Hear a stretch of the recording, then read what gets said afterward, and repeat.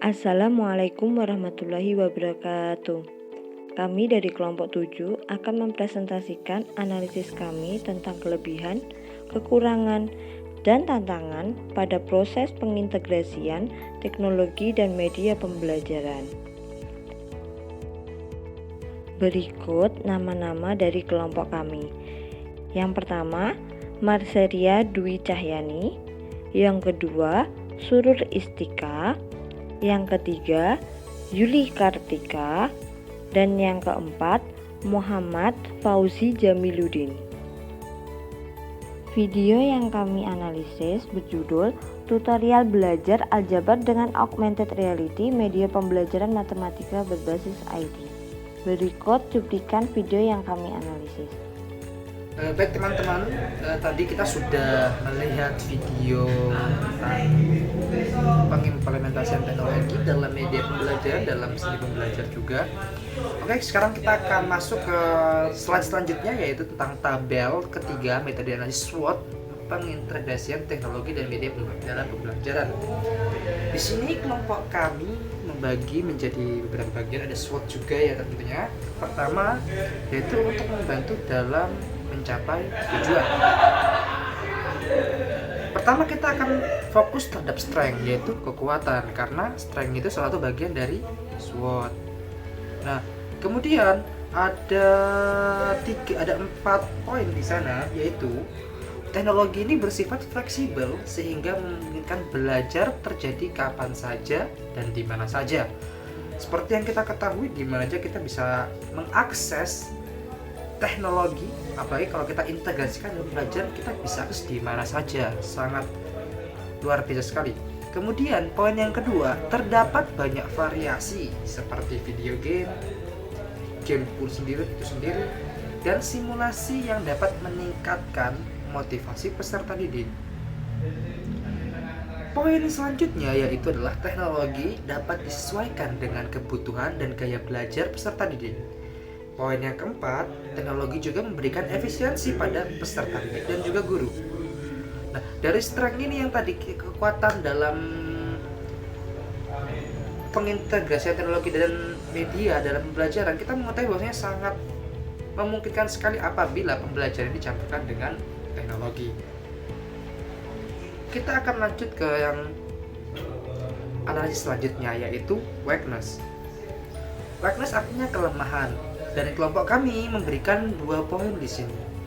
Di samping tadi sudah ada banyak kekuatan ataupun strength yang kelompok kami berikan, kami juga mendapati ada 2 kelemahan di sini, yaitu pertama, tidak semua peserta didik memiliki perangkat digital maupun internet. Selain itu, pengadaan infrastruktur juga membutuhkan biaya yang cukup besar. Ini benar-benar terjadi karena apabila siswa yang tidak dapat akses internet ataupun masih belum memiliki akses digital ataupun perangkat digital yang bisa mengakses tersebut, itu menjadi kendala yang cukup besar. Artinya dalam tuntutan ini bahwasanya semua orang dituntut untuk memiliki smartphone, laptop dan sebagainya. Dan ini masih belum bisa terjamah untuk semua kalangan. Artinya kalau di kalangan-kalangan seperti Jawa ataupun di kota-kota besar mungkin memungkinkan, namun kalau sudah masuk ke daerah yang cukup dalam ataupun masih belum terjamah, itu sedikit kesulitan dalam penerapan atau pengintegrasian teknologi dan media dalam pembelajaran. Poin selanjutnya yaitu tidak semua guru dapat dan peserta didik dapat memanfaatkan teknologi dengan efektif. Benar sekali gitu. Ada juga sekolah yang siswanya memiliki smartphone, namun dalam proses pembelajaran ketika smartphone, HP ataupun laptop itu digunakan dan bersambung ke internet, justru fokus siswa malah sering main game ataupun lihat sosial media yang lain, scroll sosial media. Itu menurut kami adalah suatu penghambat atau weakness, tantangan atau kelemahan dari pengintegrasian teknologi berdasarkan juga dari video sebelumnya. Kita lanjut ke slide selanjutnya. Nah, kita juga Nah, kemudian ada opportunity di sini artinya peluang. Ya, peluang ini kami memberikan 2 poin di sana, yaitu dengan kemajuan kecerdasan buatan atau AI memungkinkan peserta didik atau memungkinkan guru merancang pembelajaran secara personal berdasarkan kemampuan dan kebutuhan peserta didik serta memberikan umpan balik yang lebih baik. Poin selanjutnya yaitu penggunaan teknologi memungkinkan memberikan pengalaman belajar yang lebih menarik dan bermakna. Artinya peluang ini masih bisa menjadi lebih lagi apabila guru memanfaatkan teknologi ini. Ya, karena kita ketahui sendiri AI itu sangat luar biasa sekali, yaitu satu kemajuan yang dapat 50% membantu pekerjaan manusia.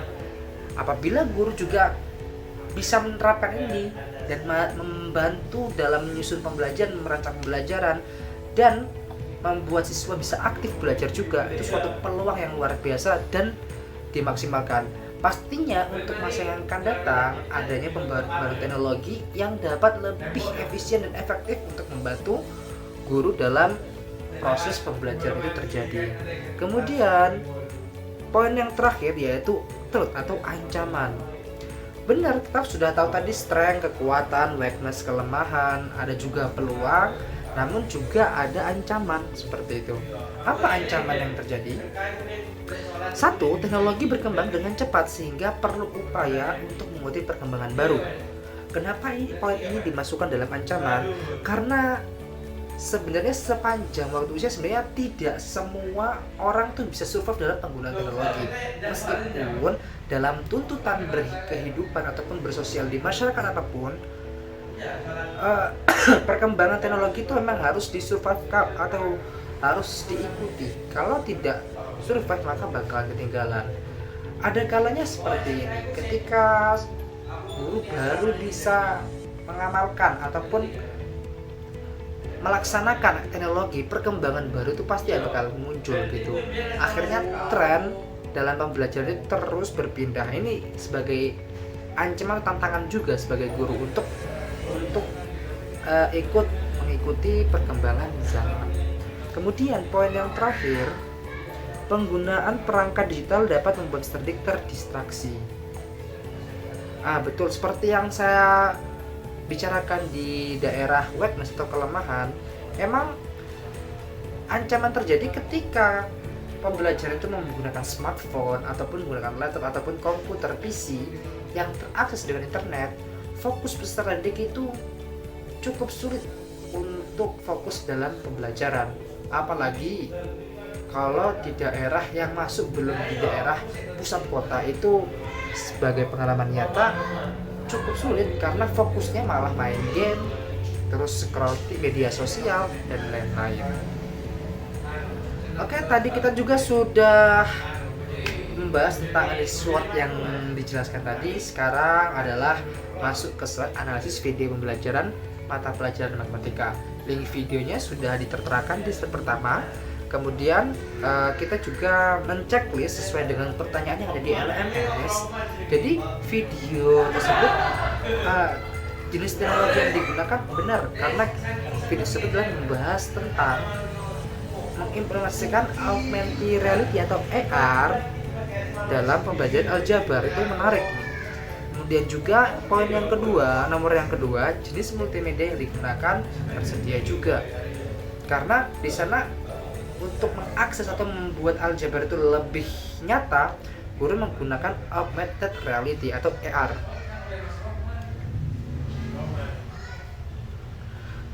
Nomor yang ketiga, keunggulan teknologi dan multimedia yang digunakan. Benar, tadi kita juga sudah analisis kan di bagian strength dan juga weakness. Kemudian kelemahan dan kurang-lebih dan multimedia yang digunakan ada juga, tadi kita juga sudah bahas. Poin yang kelima, peluang integrasi teknologi dan multimedia yang digunakan dalam pembelajaran di Indonesia.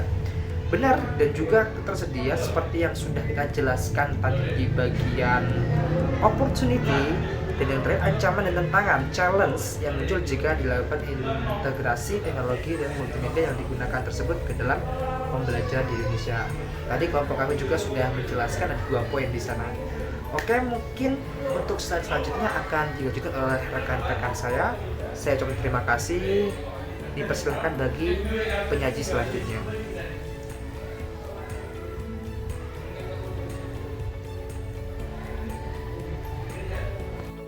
Selanjutnya, saya akan menjelaskan hasil analisis video dari kelompok kami.